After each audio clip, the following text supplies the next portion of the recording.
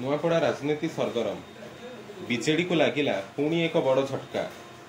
Bhubaneswar BJP कार्यालय में BJP रे जोगदेले बीजेडी प्रार्थी श्रीजुक्त जय ढोलकिया। श्रीजुक्त जय ढोलकिया एही निष्पत्ति को बीजेडी निंदा करथिबा बेले निजकू सुदृढ़ करिछि बीजेपी।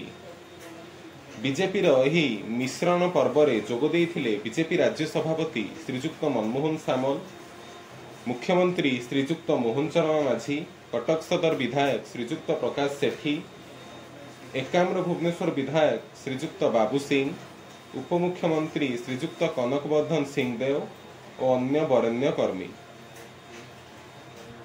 वंदे वंदे भारतीय जनता पार्टी जिंदाबाद, भारतीय जनता पार्टी जिंदाबाद, भारतीय जनता पार्टी जिंदाबाद।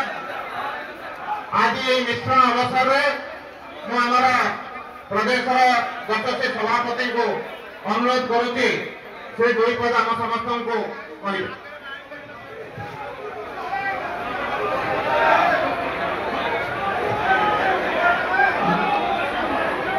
भारत माता की, भारत माता की।